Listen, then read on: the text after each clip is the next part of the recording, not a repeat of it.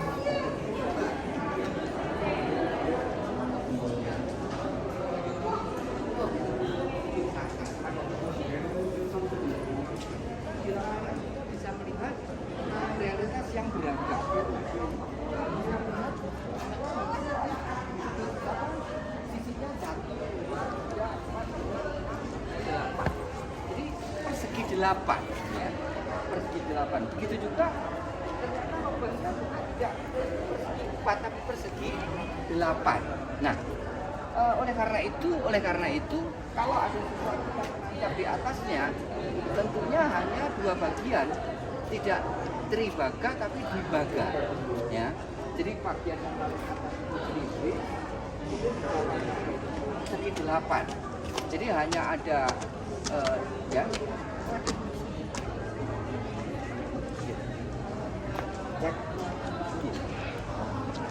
Cek.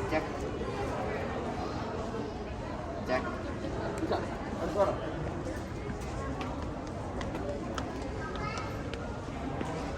Cek. Oh, siap. Baik. Nah ini ada usaha motor. Baik, jadi kita melihat adanya varian, ya. Jadi varian-varian Lingga dan Yoni. Jadi dalam kenyataannya tidak semua yoni itu berbentuk bujur sangkar, tapi ada varian-variannya. Salah satu variannya adalah yoni yang berbentuk persegi 8. Begitu juga lubangnya, lubang yoni itu tidak selalu berbentuk segi 4.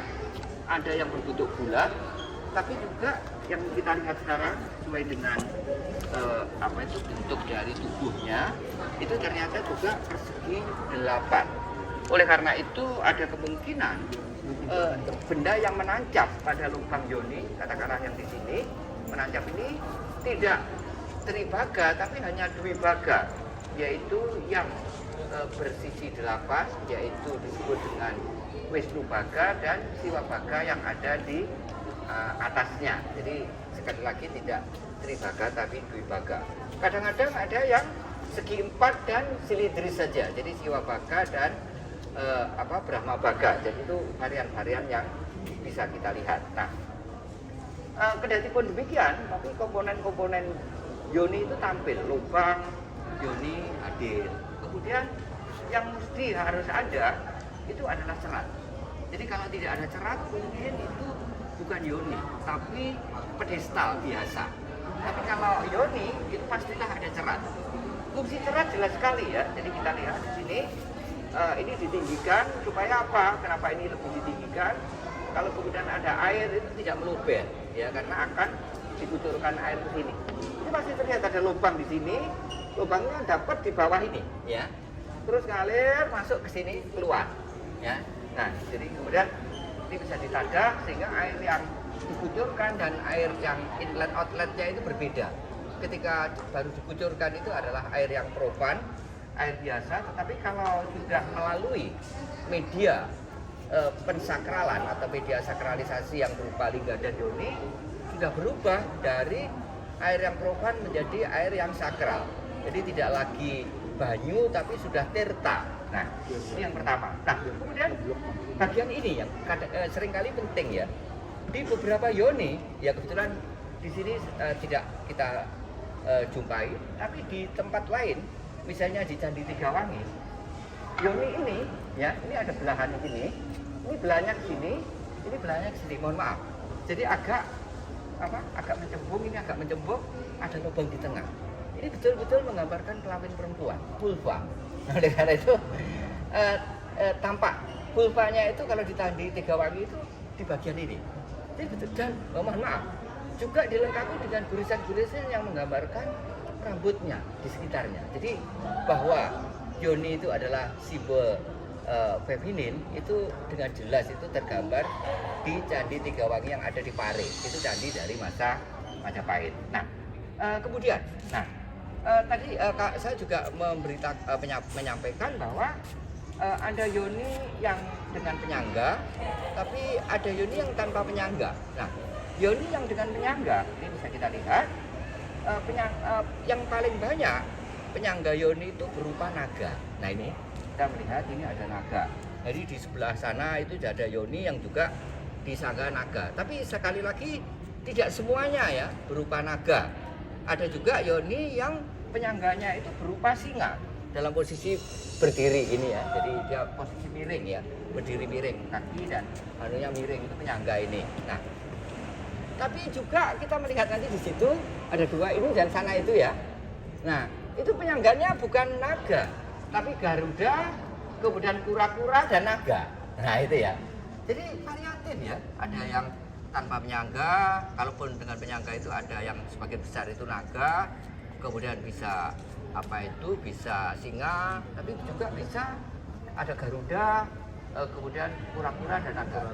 Utamanya binatang penyangganya itu adalah binatang yang berhubungan dengan air atau dunia bawah.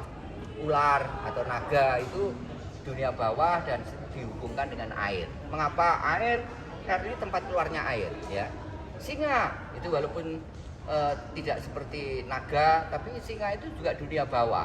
Dia singa itu mewakili tanah ya, bahkan bisa mewakili hutan. Nah, kalau yang itu khas ya, itu sangat terkait dengan cerita yang berkenaan dengan air kehidupan, amerta mantana, atau Samudra Mantana, atau bahkan cerita tentang Sang Garuda. Nanti akan saya bicarakan terpisah ya. Nah itu ya. Nah kemudian lalu bagian-bagian dari yoni ya. Jadi bagian yoni itu di sini ada perbingkian. Ini terus ini adalah perbingkian. Kemudian di bawah itu ada perbingkian. Ini perbingkian atas, perbingkian bawah yang mengapit batang. Nah di tengahnya itu ada semacam sabuk. Yang istilah Jawa kunanya itu ada banda. Nah jadi sekali lagi ada perbingkian atas, perbingkian bawah, kemudian batang, dan pada batang itu terdapat banda. Nah ini salah satu yoni ya yang bentuknya tidak segi empat. Nah ada yoni semacam ini di sekitar Trowulan, itu ukurannya gede sekali. Jadi yoni itu tidak selalu kecil ya, hanya sekitar sisi-sisinya kurang dari 1 meter. Ada yang bisa sangat besar gitu ya. Yoni-yoni Majapahit kita juga dapati dengan ukuran-ukuran yang besar. Nah inilah salah satu yoni. Nah yang salah satu fungsi dari yoni dan lingga di atasnya itu untuk kepentingan kesuburan. Karena itu kita acap kali mendapati lingga dan yoni itu di dekat persawahan, di tepian persawahan, yang di sekitar lingga yoni itu seringkali ada benda kayak di belakang itu. Itulah miniatur lumbung padi ya. Lumbung itu tampak dari dinding miringnya. Dindingnya miring ya. Dindingnya miring itu adalah miniatur lumbung. Nah kemudian itu atapnya. Nah pada atap miniatur lumbung batu itu kita masih melihat ada pahatan yang berbentuk syangka. Jadi kerang bersayap. Jadi cangkang kerang yang dilengkapi dengan apa? Dengan sayapnya. Jadi karena itu sebutannya syangka atau kerang bersayap. Itu adalah atribut yang khas untuk Dewa Wisnu ataupun istrinya, yaitu Dewi sebutannya istri Wisnu itu ada 2 aspek, yaitu Laksmi dan Sri. Khususnya Sri itu adalah dewi yang di Jawa, di Sunda ya, ataupun di Bali itu dikaitkan dengan Dewi Padi. Karena itu di Sunda ada Nyipo Haji Sangyang Sri misalnya. Di Jawa ada Dewi Sri, kalau di Bali ada Sangyang Sri gitu ya. Nah, atribut dari Sri sebagai Dewi Padi, Dewi Padi karena itu di penataran itu jelas banget. Jadi Dewi Sri itu pada punggungnya di sini itu dipahati padi-padian. Ada berbentuk padi, tapi ada juga yang bulat-bulat kayak padi. Kalau orang Jawa menyebut cantel.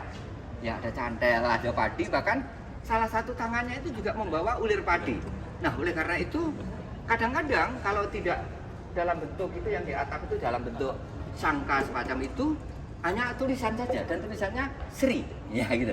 Jadi ini jelas sekali ya bahwa lumbung padi ini, miniatur lumbung padi itu konteksnya pertanian. Karena itu bersama dengan lingga yoni, acap kali miniatur lumbung padi itu didapati di sekitar area persawahan. Nah ini ya. Nah jadi ini tentu memberikan gambaran pada kita fungsi fungsi kesuburan, jadi media untuk fertility rate ya, ritus kesuburan, ritus fertility yang antara lain terkait dengan padi ya. Nah oleh karena itu air menjadi penting dalam hal ini ya. Kadang-kadang juga air dari sini itu kemudian ditampung, kemudian bisa dipercikkan di sawah-sawah yang akan dikerjakan supaya mendapat kesuburan. Karena penyatuan antara lingga dan yoni itu memiliki beberapa fungsi. Salah satu fungsinya adalah kesuburan ketika unsur feminin dan unsur maskulin itu bertemu. Baik. Nah, saya geser aja nanti yang ini dan itu relatif sama ya. Hanya beda ukuran. Saya akan menjelaskan yang ini saja itu hampir sama. Nah, baik. Kita bisa melihat ini ya dari kejauhan saja terlihat ada yoni ya. Tapi bentuknya tidak lagi persegi 8. Ini mirip dengan yang kita lihat di angka kecil itu di sana. Ya. Yang ingin saya cermati selain bentuknya itu adalah yang pertama kita mendapati penyangga cerat. Ya. Penyangga ceratnya ini terdiri dari yang pertama di paling atas itu adalah makhluk bersayap. Ya. Sayang sekali di bagian mulutnya ini rompal. Jadi jika tidak rompal ini paruh. Ya, paruh. Dengan demikian siapa figur yang dibahaskan di sini tentu adalah Garuda ya. Garuda masih kita lihat sayapnya ini. Sayap. Nah, Jadi posisinya jongkok ini tangannya menyangga cerat. Ya. Ini jelas sekali cerat. Ini tempat di mana air itu bisa mengalir. Tentu di sini adalah bukan air biasa tapi tirta, air suci. Nah, di bawahnya kura-kura, ya, kura-kura. Ini kepalanya masih kelihatan walaupun sebagian sudah rompak.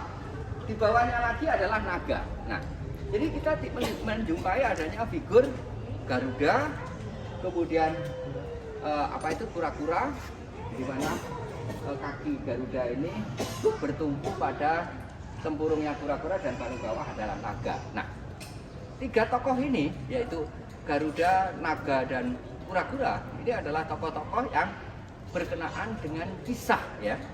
Ada satu kisah yang sebenarnya ini merupakan bagian dari Parwa, yaitu bagian pertama dari Mahabharata, Adi Parwa. Kisah itu disebut dengan Samudra Mantana atau Amerta Mantana.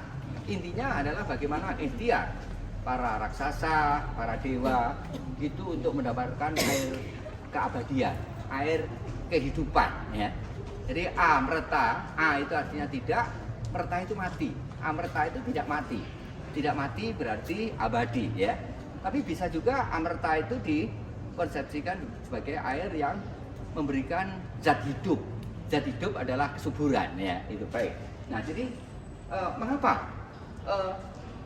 relief ini kan semacam relief, ya. Kalau ini cerita itu Amerta Mantana dan sebagainya, karena air yang keluar dari, nah inilah ya, air yang keluar dari cerat ini, air yang bukan lagi air biasa, air yang sudah disakralkan, mengalami sakralisasi. Jadi baik lingga, yoni ataupun cerat ini, penyangga cerat ini sebagai medium untuk menyakralkan, mensucikan air, mengubah air dari yang semula air peroban menjadi air yang sakral, dari banyu menjadi tirta. Dan tema-tema ini adalah tema-tema yang memang berhubungan dengan air. Amerta Mantana, Samudra Mantana, karena Amerta Mantana itu adanya di dasar laut. Karena itu laut diaduk gitu. Jadi ada cerita pengadukan samudra susu untuk mendapatkan air amerta dan sebagainya. Nah, ini tergambar di sini. Nah, kemudian yang menarik perhatian kita, pada pangkal dari cerat ini masih ada pahatan yang berbentuk kepala kala. Ya, ini ada kepala kala, kemudian di sini ada tangan di kanan kirinya. Tapi kepala kala ini tidak disertai dengan rahang bawah. Ini yang saya jadi bingung. Karena apa? Kepala kala tanpa rahang bawah itu biasanya berkembang di percandian Jawa Tengahan abad 10 atau sebelumnya. Tapi cerita Samudra Mantana, Amerta Mantana itu umumnya hadir itu pada abad-abad ke-14, 15, 16. Nah, jadi saya tidak tahu karena di sini tidak ada keterangan yang jelas dari mana dan berapa usianya. Tapi kalau melihat pahatannya, kalau kita melihat kepala kalanya, indikasinya bahwa ini abad 10, ya, paling akhir abad 10 berarti mungkin abad 7, 8, 9 atau 10 mungkin dari Jawa Tengah. Tapi kalau melihat popularitas Samudra Mantana atau Amerta Mantana atau cerita Garuda, mestinya ini dari era Jawa Timuran. Berarti abad 13, 14, 15. Paling mundur abad 16. Nah, ini beberapa hal yang perlu kita cermati. Nah, kemudian kebetulan tidak jauh dari saya ada temuan lain yang bukan yoni, ya. Nanti yoni yang lain itu bisa dilihat di tempat itu, nanti bisa dilihat sendiri. Atau yang di utara itu juga ceratnya adalah naga, tapi bentuk tubuhnya tidak lagi seperti itu persegi 8 tapi segi 4. Saya akan geser di sini, ya. Ada benda yang bentuknya vertikal, ya ini, ya, bentuknya vertikal. Satu dan sebelah lagi ada ini, ya. Di sebelah satu ada lagi, ya. Nah, yang di sebelah saya, sebelah barat, yang batunya berwarna coklat kekuningan, itu yang saya sebut sebagai lingga yang naturalis, ya. Jadi gambaran sebagai palus, kemaluan laki-lakinya jelas. Bahkan, mohon maaf, ujung penisnya digambarkan dengan jelas. Ini adalah penisnya, ya. Ini siwa baganya, dan bagian atas itu adalah ujung penis. Nah, kalau yang berbentuk simbolik, garis itulah yang saya sebut sebagai Brahma Sutra, seperti yang saya gambar tadi. Jadi ini contoh mengenai lingga yang tidak digambarkan secara simbolik, tapi lebih ke ikonik. Tidak secara simbolik tapi lebih naturalis sebagai palus ya, sebagai simbol maskulin, simbol laki-laki. Nah, sebelah saya ini yang di depan saya ini juga palus ya. Ya, palus yang apa semacam lingga tapi naturalis yang berbentuk palus.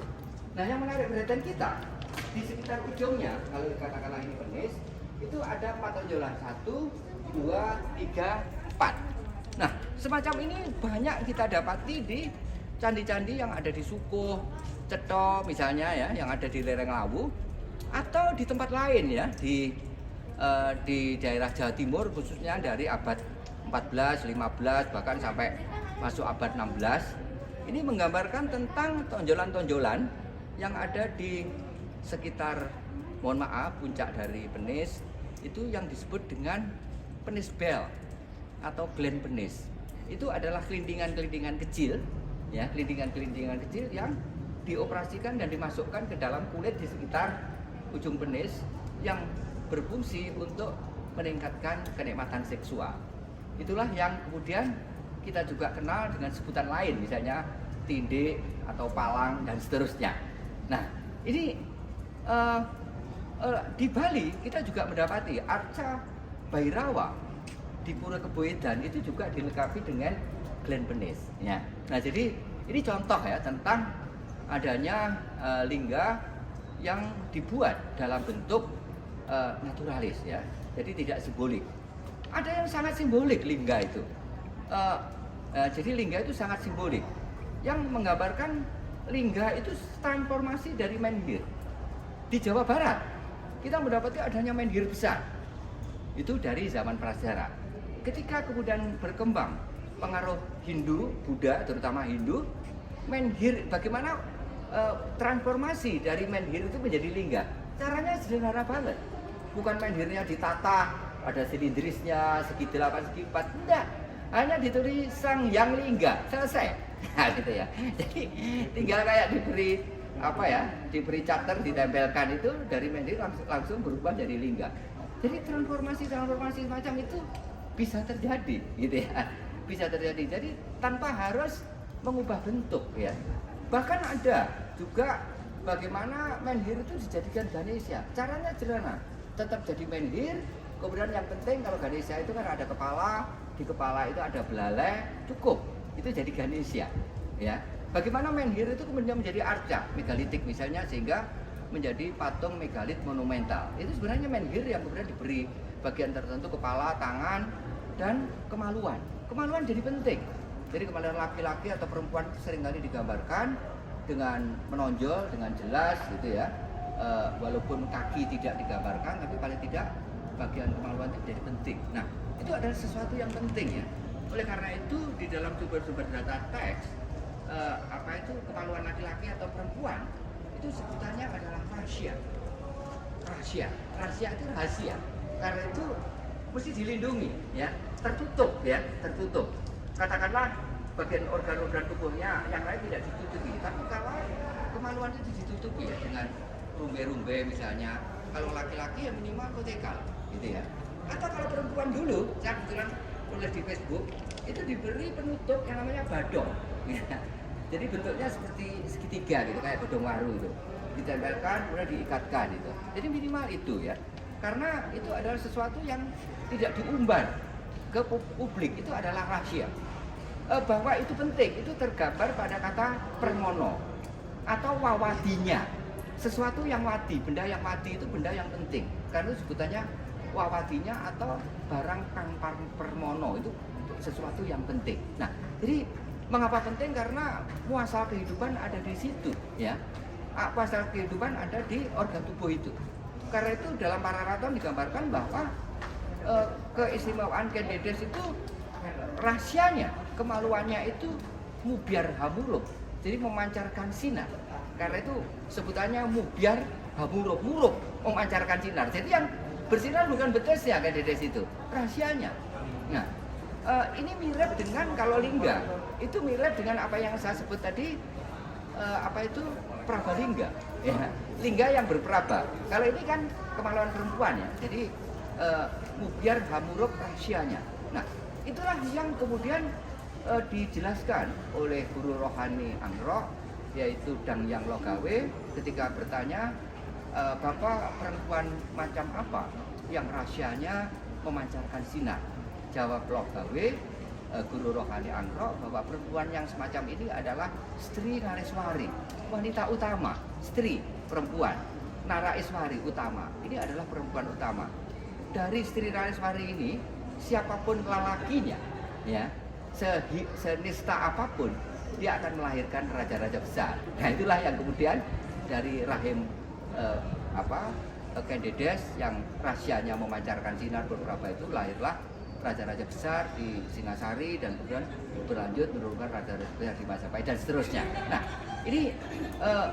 ini semua berpangkal dari Lingga dan Yoni sebagai titik mula kehidupan, ya. Jadi pangkal kehidupan adalah ketika unsur feminin dan maskulin itu bertemu. Oleh karena itu sebenarnya Lingga dan Yoni itu menggambarkan koitus.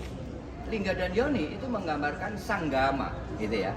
Nah, pada candi yang ada di lereng Lawu, misalnya di Candi Sukuh misalnya, satu saat kita perlu ke sana. Kita di gapura pertama itu di lorongnya itu digambarkan adanya palus, ya. Jadi lingga yang berbentuk naturalis yang hampir bertemu dengan vulva yang ada di tengahnya. Di Candi Cetho malah bukan mau bertemu, tapi palus itu sudah melewati vulva. Berarti sanggama sudah selesai. Tapi kalau di Sukuh, sanggama itu akan berlangsung. Jadi tema-tema penciptaan. Ini kan tema-tema penciptaan. Tema-tema kelahiran, tema-tema asal muasal, baik asal muasal manusia, binatang, atau tumbuhan. Ini acap hadir, dan karena itu dianggap penting dalam kehidupan, maka media-medianya itu diupacarai, ya. Media-medianya itu dijadikan media untuk melakukan ritual, ritus. Karena itu seperti yang saya katakan tadi, Lingga dan Yoni itu adalah media upacara, ya. Yang penting bukan medianya sebenarnya, tapi upacara dan tujuan upacara. Tujuan upacara itu untuk mendapatkan kesuburan. Lingga juga seringkali dipasang tidak hanya untuk kesuburan, tapi bisa juga untuk menolak bahaya, ya. Karena itu di bangunan suci, ya, candi misalnya, itu di pojok-pojok itu ditanam lingga patok, ya, lingga patok. Bahkan ada lingga patok itu diberi bangunan kecil kayak candi itu, kemudian kita sebut candi patok. Nah, jadi lingga itu juga bisa berfungsi sebagai garis batas, tapi juga menjadi pelindung dari areal yang dibatasi oleh lingga-lingga itu. Ya, jadi areal itu menjadi batas mana yang sakral, mana yang propan. Di dalam batas itu adalah areal sakral, di luar itu adalah area propan. Nah, jadi sekali lagi di sini memberikan gambaran kepada kita bahwa Lingga dan Yoni, termasuk di dalamnya lingga yang kita bicarakan, itu bisa dijadikan media untuk mensucikan, media pensucian, ya.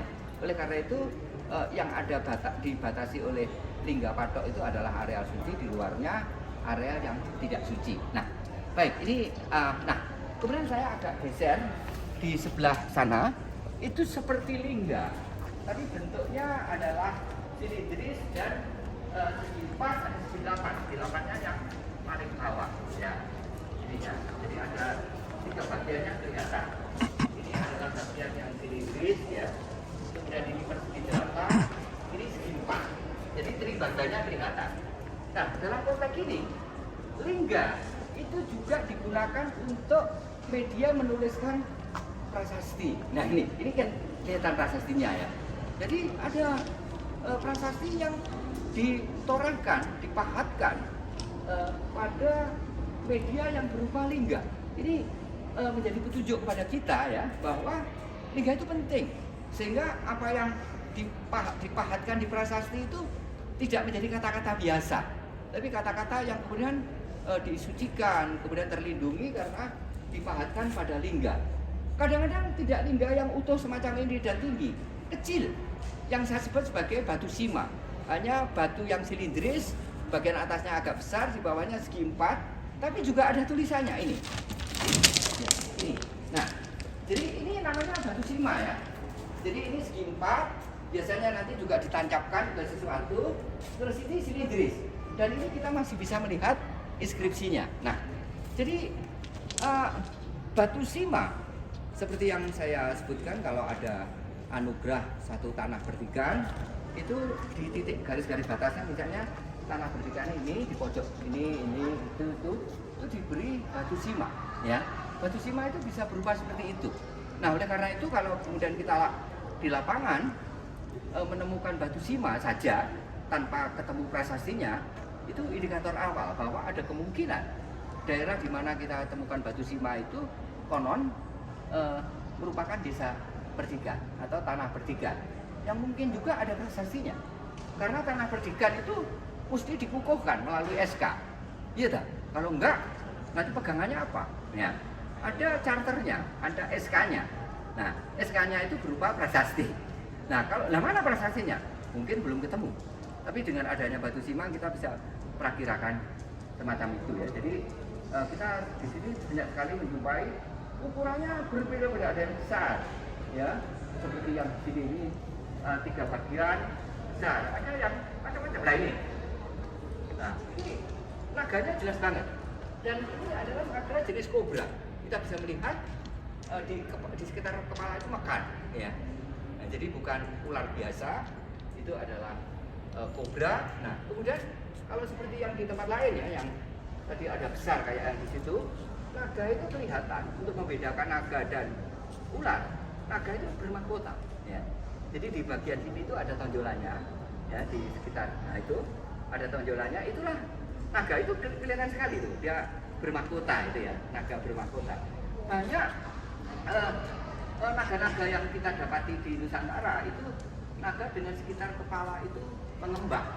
Artinya ini menjadi petunjuk pada kita bahwa ular-ular besar jenis kobra atau semacam king kobra itu kita dapati tidak hanya di Sulawesi seperti yang kita kenal sekarang ya. Oh, king kobra Sulawesi juga, di Jawa juga pernah mendapati semacam itu, termasuk juga di India.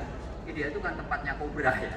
Sampai Mahabharata itu kan dimulai dengan upacara yang ditujukan kepada ular ya, kobra, karena tokoh terakhir dari Pandawa, jelas Pandawa Pariksit itu kan mati karena dipatuk oleh ular, gitu ya. Nah, kita bisa lihat di sini ada yang berukuran besar ya. Ini liga yang gede banget, besar sekali. Nah, ini bagiannya kelihatan. Nah, ini ada silindris, persegi 8, kemudian segi 4. Ini sedikit agak kecil, tapi juga dilengkapi ada inskripsinya. Kadang-kadang inskripsinya itu bukan merupakan kata-kata, tapi angka tahun, ada kronogram. Nah, jadi apa yang kita lihat di banyak itu ya, juga di Yoni, Indra, nah dan kemudian juga ini ada Lingga, Yoni, dan kali seratnya Kata, ada beberapa lingga. Nah, ini menjadi petunjuk pada kita bahwa di Jawa ya, di Jawa Lingga itu dan Yoni itu menjadi media upacara yang sangat penting ya. Sejak kapan? Paling tidak kita mendapati sejak awal tentang Lingga Yoni itu adalah abad-abad ke-8 Masehi, 700-an awal atau 700-an pertengahan ya. Seperti yang saya sebut tadi tentang pendirian lingga di atas bukit dalam prasasti Canggal ya, yaitu pendirian lingga di atas bukit Sirangga. Sangat mungkin itu adalah lingga keraton. Nah, jadi teman-teman sekalian, pada museum nasional ini di satu sisi kita mendapatkan adanya kesana budaya masa lalu. Ini kan masa lalu, masa hidup Buddha yang di dalamnya memberikan informasi kepada kita tentang adanya konsepsi Lingga Yoni. Nah, tidak jauh dari Museum Nasional, di depannya di seberang jalan kita mendapati Lingga Yoni yang berukuran sangat besar. Lingga Yoni artifisial dari masa yang jauh berbeda. Itu 60-an, 70-an yang kemudian kita kenal dengan Tugu Monas. Jadi kalau kemudian kita tarik gitu ya, ternyata kita menjumpai adanya lampau gini di tempat ini, di Museum Nasional kita mendapati konsepsi Linggayoni dari masa Hindu Buddha abad 7, 8 dan seterusnya sampai Majapahit akhir abad 14, 15. Tapi kemudian kita melihat konsepsinya terus berlanjut hingga sekarang. Konsepsi Linggayoni itu tidak berhenti sampai berakhirnya masa Hindu Buddha, terus berlanjut sampai sekarang. Mohon maaf ya, ada satu ritual yang juga menggunakan lingga naturalis, dalam hal ini adalah palus. Untuk apa? Untuk menyirnakan petaka, ya, menyirnakan petaka. Di Jawa misalnya dikatakan kalau ada hantu telanjanglah, gitu ya, maka hantu itu akan takut. Saya mohon maaf, saya pernah menulis satu tulisan itu dengan mengutip mantra-mantra Jawa yang berhubungan dengan palus atau kulpa. Nah, kemudian ada satu hal yang menarik. Ada cerita di dalam pewayangan Jawa yang itu justru berkembang di lingkungan para petani. Ya. Cerita itu ditokoi oleh Bima. Nah, Bima itu pada sejumlah arca itu digambarkan itu kalau dia mengenakan cawat, maka palusnya itu kelihatan menonjol terbungkus cawat. Tapi tidak jarang ada beberapa Bima itu yang digambarkan telanjang bulat.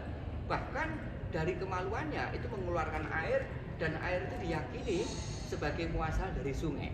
Misalnya Kali Serayu, tuknya itu di Dieng namanya tuk Bimo Luka. Bimo yang tukar itu melepas busana telanjang, dan dari palusnya itu keluar air itu yang diyakini sebagai muasal dari Kali Serayu. Nah, ada Bima yang kekuatan palusnya itu bisa menyirnakan petaka. Dalam hal ini adalah petaka yang menyerang sawah, jadi hama sawah kayak pereng. Dalam cerita Bimo Tulak namanya, Bimo Tulak. Jadi sawah petani itu beberapa kali mengalami kegagalan justru karena sebelum dipanen itu diserang oleh hama, ya, semacam walang dan seterusnya, sehingga gagal panen. Nah, oleh karena itu Bima sebagai sahabat petani menolong para petani itu untuk mengusir hama dengan cara Bima. Caranya apa? Di tengah malam Bima keluar berkeliling kampung sambil telanjang, dan yang menarik dalam cerita Bima Tulak itu ujung penisnya itu mengeluarkan cahaya yang berwarna kehijauan kayak fosfor. Cahaya inilah yang bisa menyedot hama-hama dari persawahan itu, sehingga hama-hama di sawah itu kemudian lenyap sama sekali dan petani kemudian terlindung padinya. Nah, jadi ritus-ritus semacam ini tidak hanya berhenti pada masa Hindu Buddha, berlanjut. Cerita-cerita Bimo Tulak ini bukan cerita-cerita yang sebenarnya sangat lama. Ini cerita-cerita yang berkembang di daerah Gunung Kidul, di daerah Nganjuk, di daerah Jawa Tengah, Jawa Timur, dan khususnya ini cerita-cerita yang berhubungan dengan kepentingan pertanian. Cerita Bima Luku misalnya, yaitu Bima yang membuat Kali Serayu dengan menggunakan palusnya misalnya. Ini juga cerita-cerita yang berhubungan dengan pertanian. Karena itu seperti halnya Lingga Bima, nanti saya akan tunjukkan. Kebetulan di sini ada beberapa arca Bima. Bima itu juga sebagai simbol maskulin. Bima itu adalah sebagai simbol kejantanan. Bima itu adalah simbol kesuburan yang dipuja untuk beberapa kesuburan. Bima juga berfungsi juga untuk menolak bahaya gaib. Ya. Oleh karena itu di tempat-tempat yang berbahaya ditempatkanlah arca Bima. Di aliran kali lahar, di tempuran sungai, bahkan candi yang tertinggi di Semeru, Arcopodo misalnya, di Arcopodo itu ditempatkan juga arca Bima. Untuk apa? Untuk melindungi kawasan yang ada di bawah Semeru itu dari erupsi Semeru. Disitulah ditempatkan arca Bima. Jadi Bima ini adalah wujud figuratif dari Siwa. Karena apa? Bima itu sebenarnya adalah salah satu nama atau nama lain dari beberapa nama dari Siwa. Gitu ya. Oleh karena itu, mengapa unsur maskulinnya kuat? Karena terutama palusnya ya, karena Bima itu adalah bentuk figuratif dari dewa Siwa. Baik, kita bisa geser ya untuk melihat arca Bima. Jumlahnya cukup banyak di sini ya, cukup banyak. Saya kan cukup banyak. Mungkin tidak pakai ini ya, karena di situ boleh pada. Tadi apa? Iya. Tas saya tadi di mana?